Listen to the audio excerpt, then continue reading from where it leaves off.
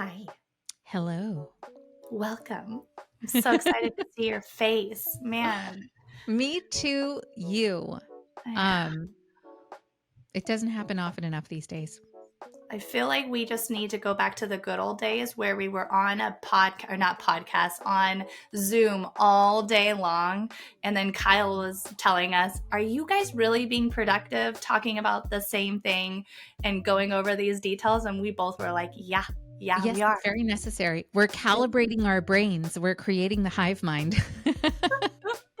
And we did it. We did. But now I think we're missing that. So we need to get back to the good old days. I know. I know. There's a lot of things I miss about the early days and being smaller. As exciting as it is to have the growth and to grow our team and be bigger, I just miss the intimacy of it just being the three of us sometimes. Yeah, I know. I know. But there's some beautiful, big things happening in the industry. And I think it's because the growth that we've been able to do with surrogacy is and the outreach and being able to help as many women as we physically possibly can understand why surrogacy is so beautiful. And then now the outcome is these intended parents.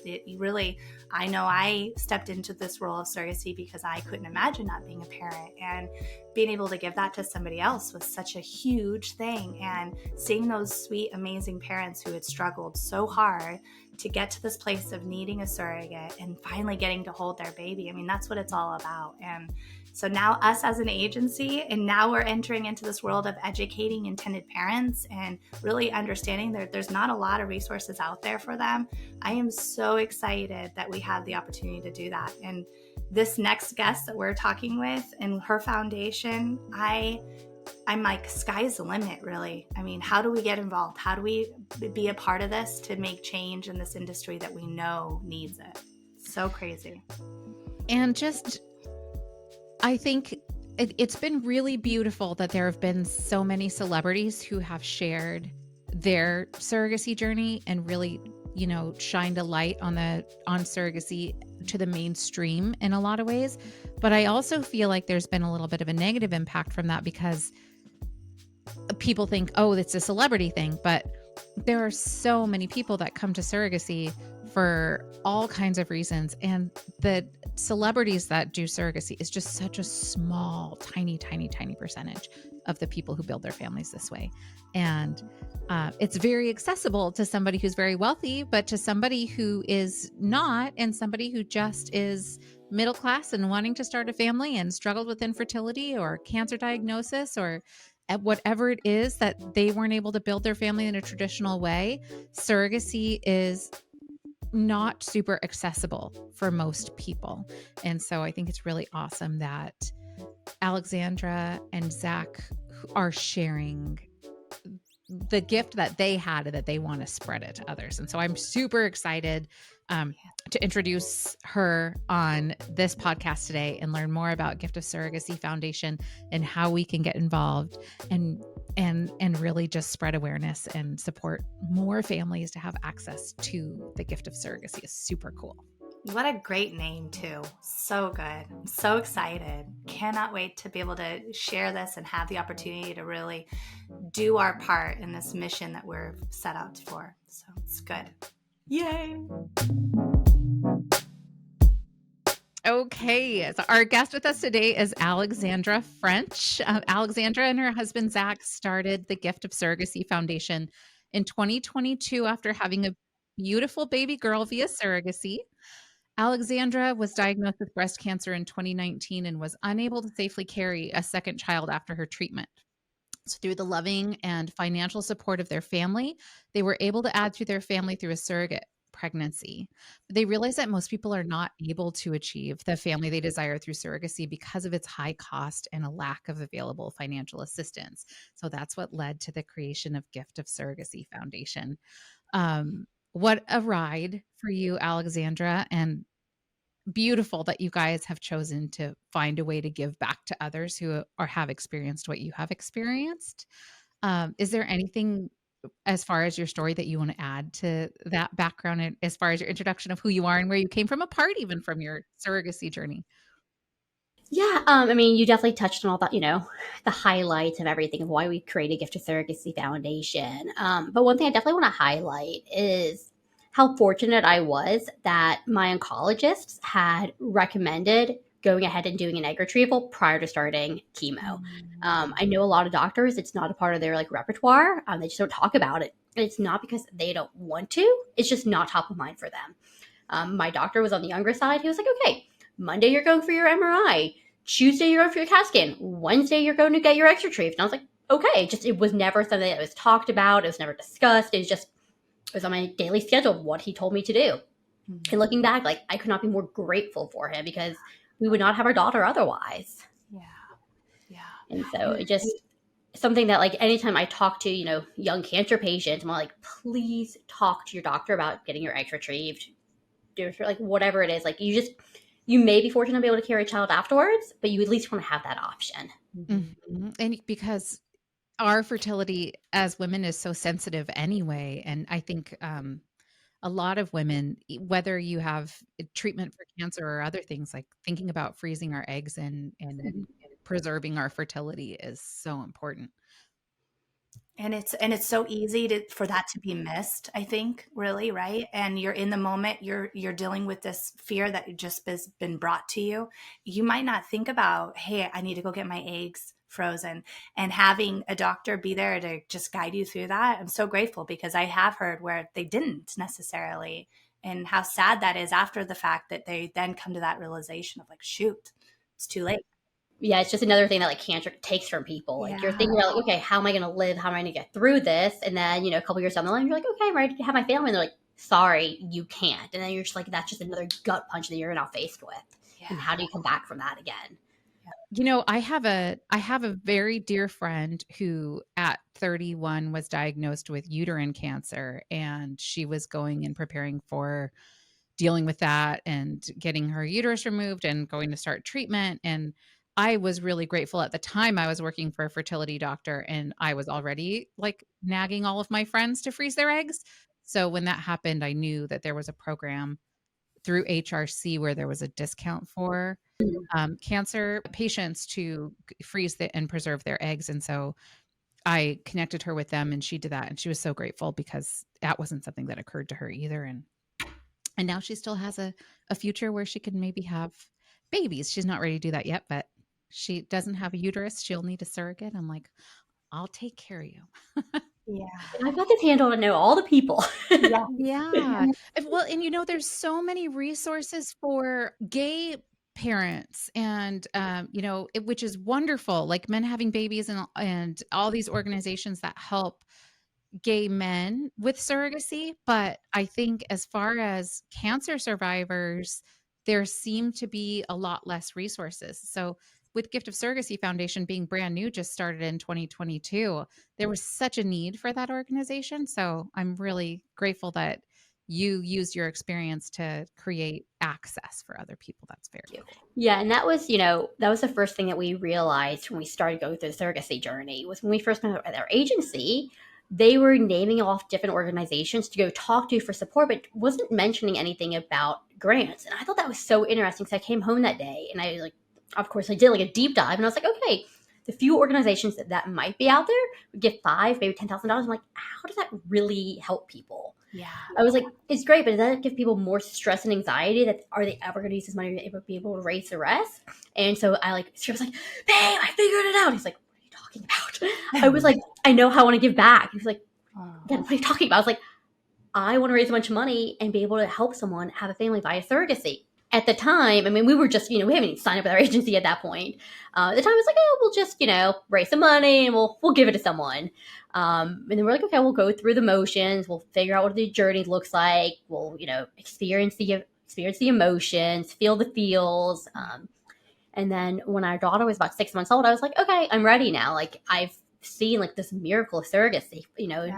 like through the full timing, and now I was ready to give back. And so I like, called my agency. I was like, okay, we're ready to give you guys some money now. And she's like, oh, we can't take it. I was like, what do you mean?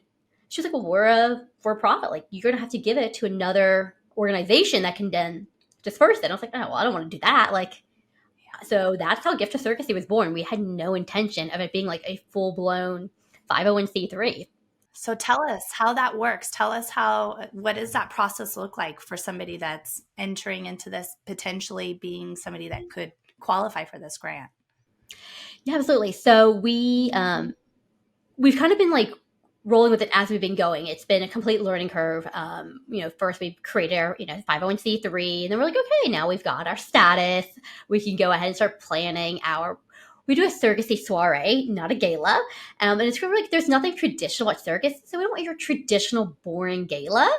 So it's more of like a fun party vibe is what we're going for, and we're going to raise a lot of money for it and raise a lot of awareness for surrogacy while doing it. Because I didn't really know that many people who had been through surrogacy before I was in it. And now I get calls all the time from people being like, hey, do you mind talking to this person? You're the only one who someone recommended that's gone through it. And I was like, absolutely. The more we can talk about surrogacy, the more common it's going to become. Like, I think surrogacy is kind of what IVF was like 10 years ago. 10 years ago, no one talked about IVF. Now it's like, wish me luck. I'm going in, like, let me sticky fives. And so it's just when we talk about it, the better it's going to be for everyone involved. But so the way that our process works, this first go around for our grant application, you did have to be a resident of Georgia. We kind of wanted to start local. We created a grant advisory committee that was comprised of 4 RA doctors, a clinical psychologist, a agency lawyer, as well as 3 CPAs. And we were kind of looking at it as a whole. You had to be medically necessary, but then of course you had to have the financial qualifications for it. And the financial part was actually the most interesting because no one's necessarily turned to surrogacy just because they want to. Everyone's got their own trauma surrounding it from the medical side, but from the financial side, is someone overly qualified for the grant, or do they need too much money? Because we're giving away $100,000, which is a lot of money to be giving away to someone, but we're also not covering everything. Like we can't be this black hole because we want to be able to help so many more families down the line. So we need to make sure that whoever got a grant is going to be able to cover the miscellaneous, cover whether it's be insurance or bed rest or lost wages. We just couldn't be responsible for any of the unknowns. So what did that ideal person look like? And so that initially was something we never really thought about. That is really interesting. So, how do they have to show proof that they have these funds available, or can they get the remaining funds through financing, or what are the criteria, or what's the threshold, I guess? So there's no exactly threshold. It's more of like a financial worksheet that our CPAs put together. So we're looking at the equity that you might have in your home, your savings account, your stocks, whatever it is. Are you getting investment from family? Does your employer cover some of it? They're also looking at how much money have you already spent on your fertility journey. We're very happy to take people that have already gotten grants from other people. Like everyone's working towards the same goal. And if someone's been through whether it's cancer or they've been through multiple miscarriages, they've been through multiple rounds of IVF, they're going to have incurred medical debt along the way. And that's totally okay. We want to see that on the financial worksheet and be like, okay, they can cover this miscellaneous item. So for us, that's the most important. Yeah. What is that? What does miscellaneous include? So is that IVF for the IVF cycle, medical screening? So you, in order to be able to apply, you actually have to already have your embryos made. Okay. You have to have 3 euploid embryos. Okay. We don't want to take on that. Again, we're trying to eliminate the stress and the anxiety from people of being like, oh my gosh, I got to go get my embryos made. I got to go do this and apply for your grant. And then all of a sudden, they didn't get enough embryos. Yeah. They didn't get enough eggs retrieved. So we want them to come to us at a certain point, and then we can be like, okay, you're ready to go on to the next phase. Because there are so many foundations out there that can help you with the embryo creation. And so we want to kind of take that to the next level. We're definitely going to want to pick your brain for that information about what those other organizations are that are stepping stones along the path to getting to the point where you're ready for applying for the Gift of Surrogacy grant. Yeah, absolutely. So from like the cancer side, when I was going through it, people had mentioned to me the Livestrong Foundation, but then there's a couple of other ones as well. There is Maggie's Dream, Chick Mission. So those are a few on the cancer. And then I know and then there's Jewish Fertility Foundation, Baby Quest. So there's other ones that kind of help you get to that embryo side. Okay. Awesome. And when you're choosing, what does that look like? Is it one person per year? What does that process So, look? so the first year was one person. We didn't know how long it was going to take us to raise the money that we were going to be able to give away. So we were just hoping, we'd be able to grant someone down the line, and we were blown away that we were able to raise over 100,000 at our very first event. And so we're like, Wow. oh my gosh, okay, now we can give away this grant. We got to assemble this committee and figure out what this application is going to actually look like. This year, we just finished our surrogacy soiree. We're hoping we can give away another one or two grants this year. So it's the amount of money we raise is just going to determine how many grants we can give away. How special, man. And I mean, thankfully, there are people out there like yourself who step into this role of wanting to make a difference. And it's so powerful. I'm just grateful that you exist and that you've leaned into this so that there are those places that you can lean to if you need assistance and wanting to grow your family. Yeah, we really just feel like, there truly is no greater gift than the gift of family. And that's what we're here for. We just want to be able to help someone who's been through their trauma or their trials and tribulations of getting to this point of saying, we don't want them to like throw in the towel and be like, okay, well, my only option is surrogacy. I can't afford it. I am now out. I guess I just won't have a family. So we want to be able to help them and create that family that they've always dreamed about. Mhm. Yeah. And it's so hard, I bet, when you go through the applications because there's so many people that are impacted by infertility for medical reasons that I can't imagine how hard that process is for you guys to select. Is it a lottery or how do No, it's kind of like a ranking system based on like the financial, the medical. I'm really glad that I'm not the one making the decisions because I was reading all these personal statements. I was like, I want to give everyone the money. Yeah. And that was the hardest part was having to call the people and say, I'm sorry. Like I Oh, wanted to do it so badly, but we're giving it to someone else. That's the hard part about only giving away, a couple grants a year.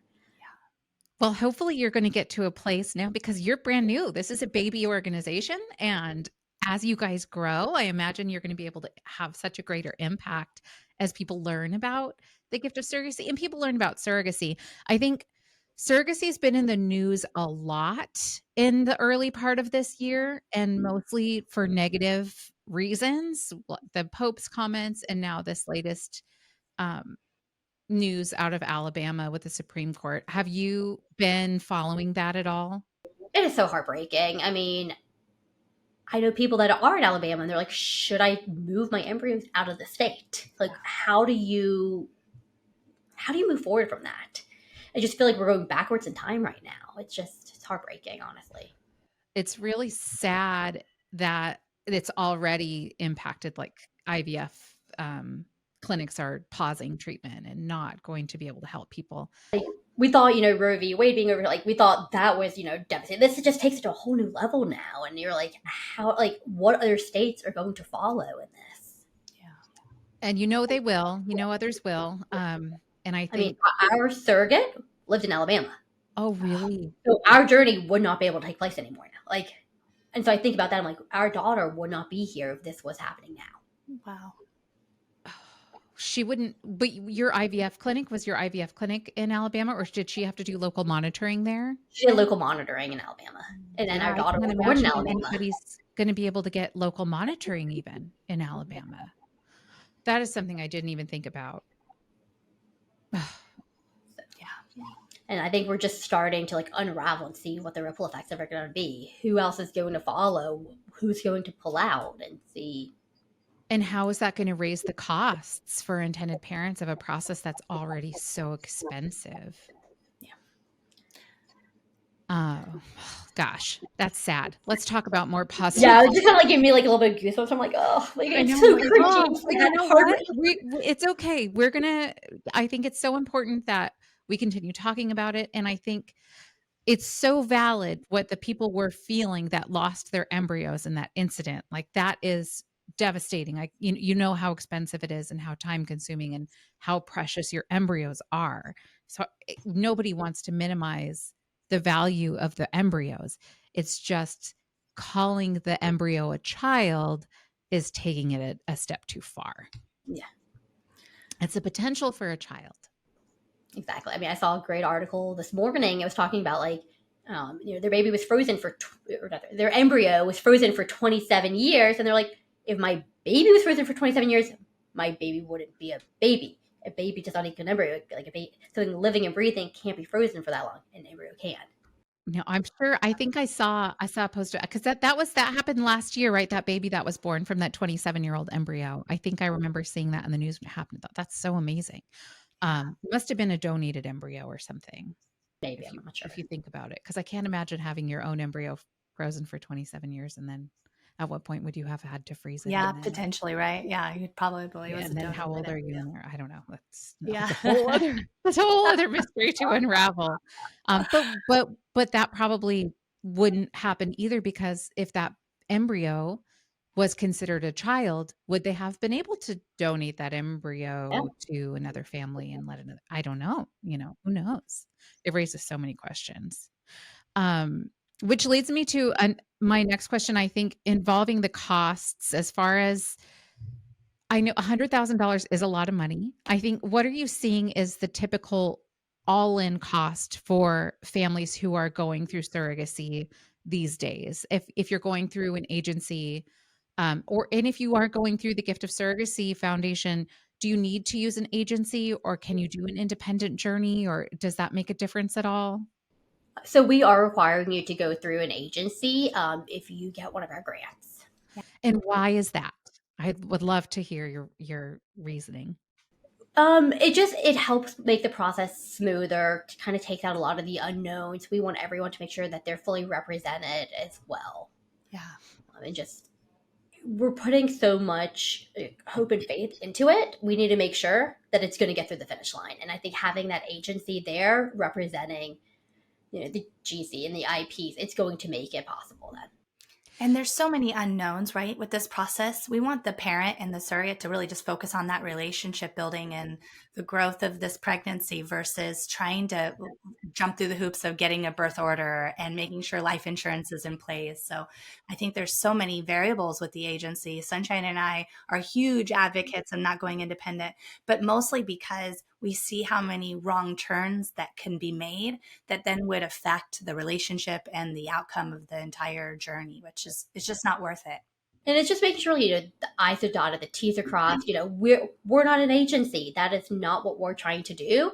I don't want to sit there and answer the questions that I don't know the answers to, and I don't want to have to guess. And I want to be able to go to the professionals who know what they're doing and answer all those questions and guide them in the right way possible.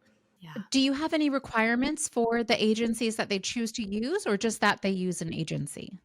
That they use an agency. I mean, we'll have to approve it, but yeah, they just have to go through an agency. Okay. 'Cause there are so many agencies too. There's like I don't even remember last time I was looking. There was hundreds and hundreds. There's maybe thousands now. I don't know. There's so many that Yeah, I'm curious what the number of agencies are out there now. Yeah, there's a lot.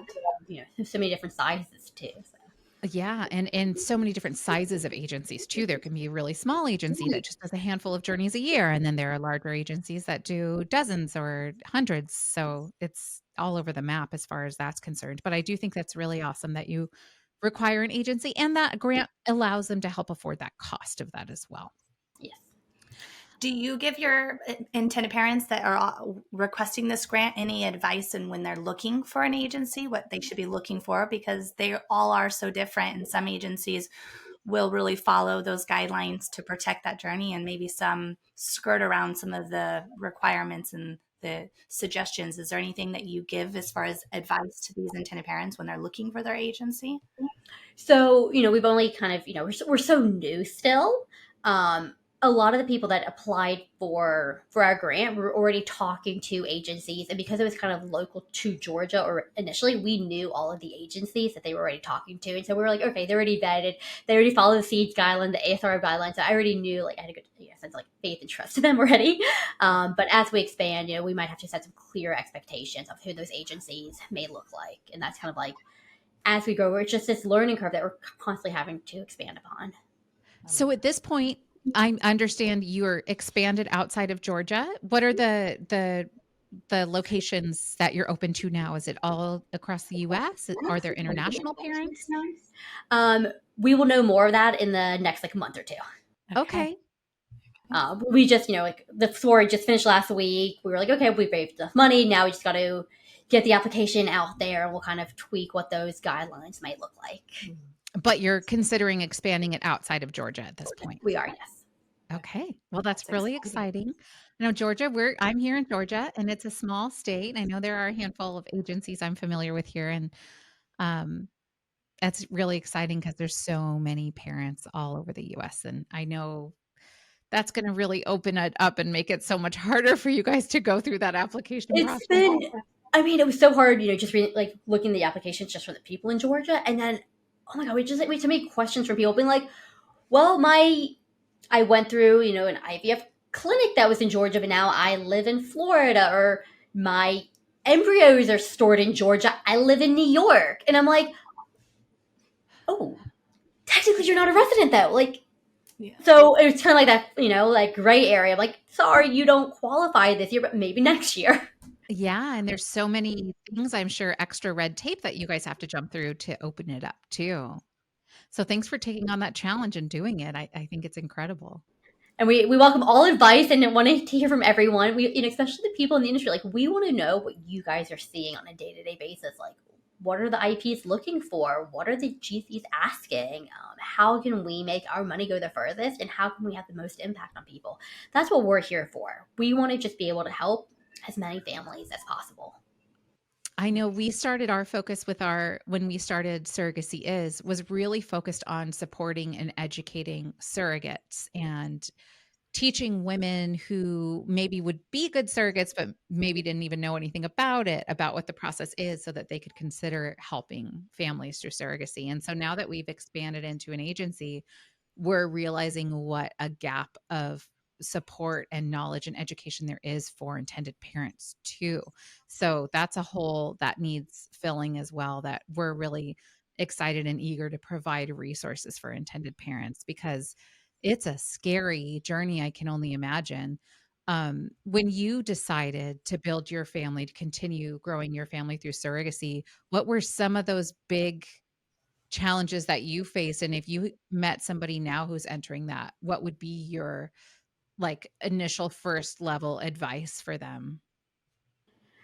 So when we first started going through the process, I only knew one person who'd been through it before, and I didn't even know what questions to start asking them. Mm. So I was just doing a deep dive on the internet. I think that's where a lot of people really begin.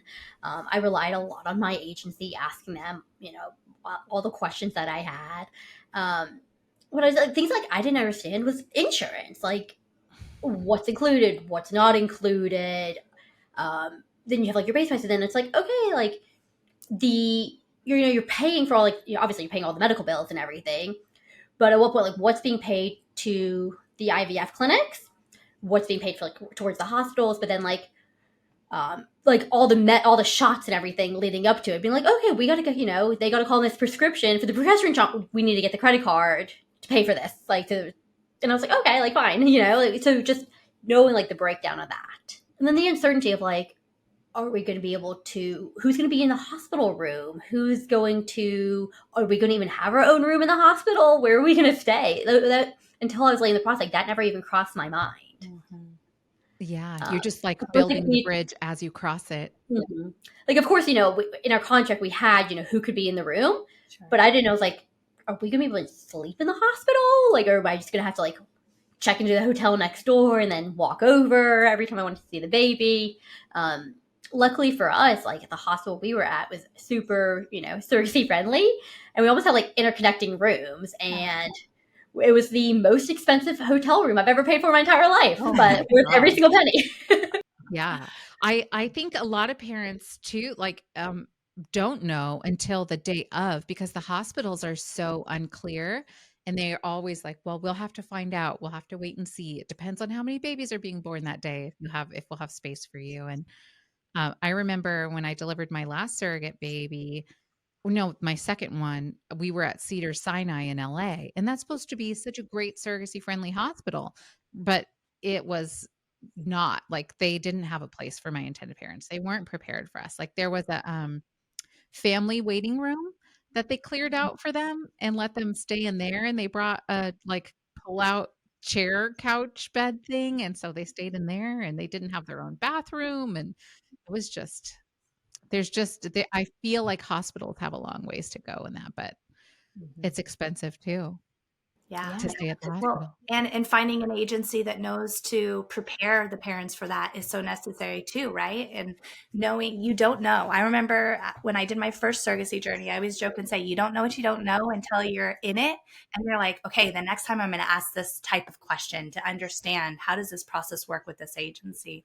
And I think that's really where this come from for the parents is they don't know to ask these types of questions, and having that agency that's going to guide you with a birth plan and have already prepared conversations with the birth clerk at the hospital, understanding their protocol is so necessary. But you don't think about that until you're in it and you're like, man, where are the people that I needed to make sure that this goes smoothly so I could just enjoy doing that skin to skin with my sweet little baby that I've so desired, through these 9 months and then on. Well, I just think, there's every journey is completely different. And there's so many different, hands in the process, so many different people. So while, like the main people like in the journey know exactly what's going on, everyone else who's somewhat involved, they may not be as clear about it. So while like, let's still at the hospital, like, well, the doctor may be like, of course, like I've delivered a ton of Sarah babies, like I know what's going on. The nurse may be assisting. This might be the first one, and she's not sure who to address. Are they addressing with her? Or are they addressing the intended parents? Like, who's making this? So I think again, it just there's so much knowledge that needs to be put out there for everyone. Mhm. Yeah, it does. It absolutely does.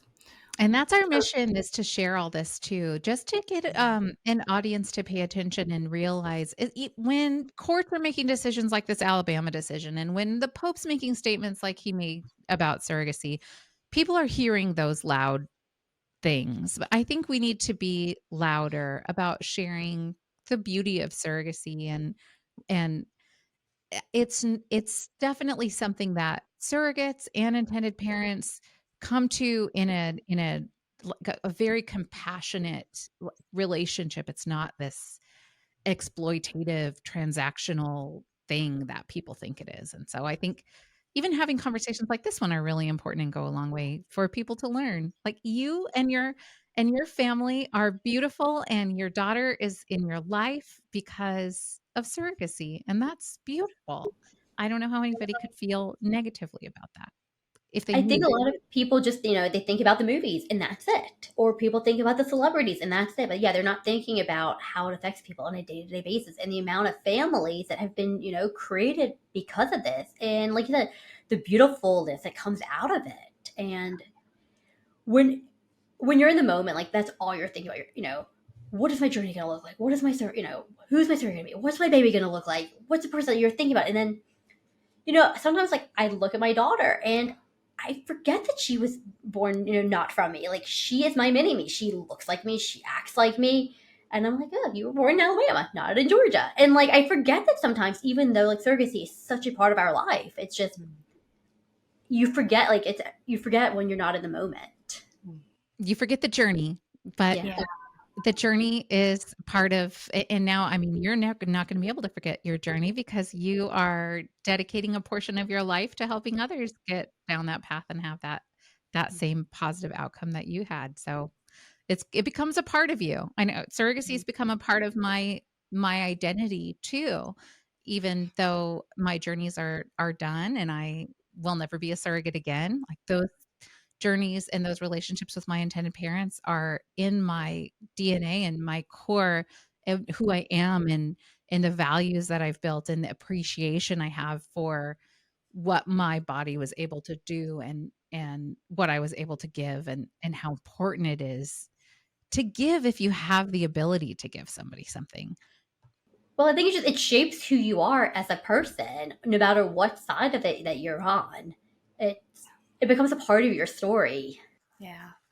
I think that all the time as a surrogate and falling in love with surrogacy that I had never even known it exists. You don't wake up and say, when I grow up, I'm going to work for a surrogacy agency or infertility. You don't know those things. And being in this industry, it has impacted my family and my family's family because of the impact that we've been able to have and helping and showing how love is created, and that families are created in all shapes and sizes, and what that looks like is going to look different for everybody. So it's special. What do you see? I'm curious. This has just begun for you. What are you aspiring? What are your aspirations for this organization? What do you see the future in what you're doing? Oh my gosh, I see so much potential and growth from Gift of Surrogacy. Of course, I want to be giving away hundreds of grants. I want to be helping create all these families. I want us to be like, when people think of surrogacy and they think about like the needs being met, I want people to think about Gift of Surrogacy. Wow. I see us, eventually being, on Capitol Hill, be like sitting, alongside you guys, whoever else, like advocating for surrogacy. So like, we're just beginning. I love that. I love What that. types of things are you guys working on right now to raise awareness about surrogacy and about gift of surrogacy? What types of platforms are you guys using, or what are ways that people can get involved? So right now we're primarily utilizing just like social media.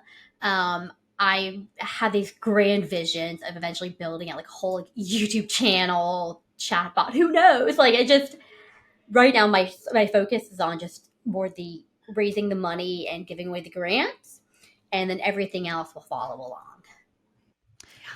And you talk a little bit about education on surrogacy too. Are there any educational tools that Gift of Surrogacy offers for intended parents to learn more about the process? Maybe if they're not ready yet to apply for the grant, or they're just starting out their embryos. Do you have resources to share with them about the process of surrogacy? Yes. So right now we try to offer support to intended parents, no matter where they are in the journey, whether it's just starting the idea of thinking about it, or they're ready to talk to an agency, or they're in this waiting game of like we're in the we've been waiting on our on the lawyers for a few weeks now. When are we going to get to do our transfer? So no matter where you are, your GC's 8 months pregnant and you're packing your hustle bag and you're not sure what to bring, like we want to be there to support you along the way.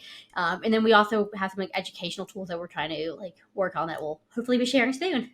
Great. So how do people reach you then? Just through your social media, or?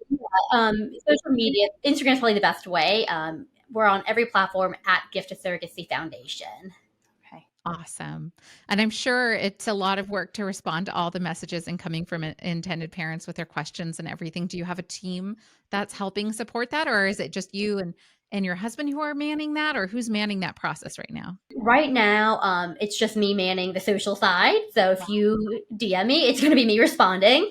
But I take so much like joy and pride in it, so I'm I happy to love be that. doing it.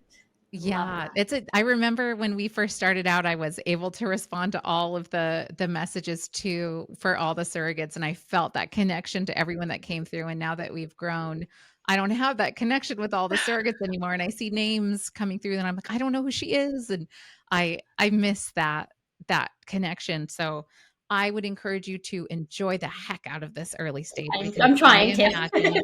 I imagine a lot of growth for you guys in the future, because the work you're doing is so important and so needed, and so many of us in the industry want to help and get involved. I know I've seen a lot of people doing fundraisers for Gift of Surrogacy right now on their platforms, and I love seeing it, Thank and I you guys share for them doing always.